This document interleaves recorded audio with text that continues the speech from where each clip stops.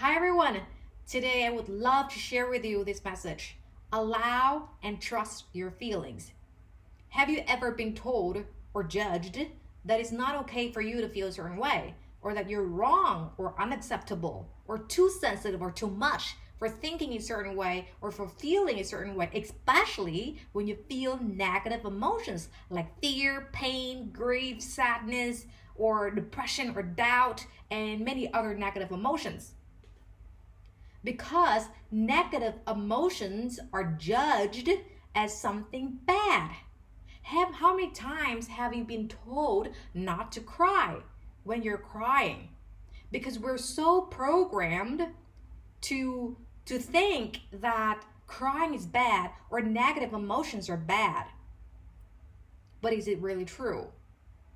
And do you notice that when you are dismissed or not heard or not accepted for how you feel, you doubt yourself even more because you doubt your feelings, that it's wrong to feel that way, that you're not supposed to feel that way, that you're supposed to think positive, that it's bad to be negative or to think negative. And is that really true? If this resonates with you, I am here to tell you that you're never wrong for however you feel, that your feelings are valid, that you're allowed to feel however you feel. Now just imagine this, like a river with the flow of the water. The nature of the river with the flow of water is that the water goes downstream. It is supposed to be the way that it is. So it's just like the way that we are human beings. We have emotions. We have both negative and both negative and positive. And the negative emotions, it's just like the nature of the river. We have to allow the emotions to come up and flow through us so that they can go out of our body. It's exactly like the way that the water of the river works, going downstream. That's exactly what we do with the emotions in our body.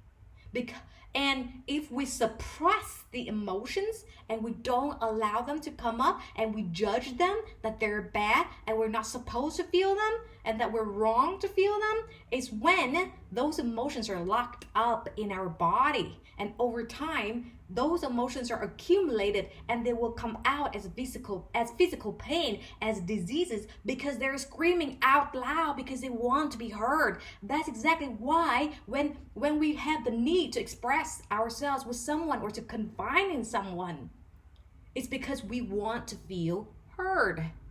And that's why we just immediately close ourselves up and we don't want to open ourselves up even more when we feel unheard, when we feel unaccepted for how we feel. And so that's exactly what that's exactly what self-love means. Self-love does not just mean that, hey, we go shopping or we get well dressed, we go for a massage for our body and many other things that we do. It's good things, keep doing that if that makes you feel good. At the same time, self-love is also about acknowledging, allowing ourselves to feel exactly how we feel without any judgment of us, without suppressing the emotions. And when we can do that for ourselves, we can do that for others. That's exactly what compassion for others and for ourselves really is. And that's what makes our relationships closer to each other.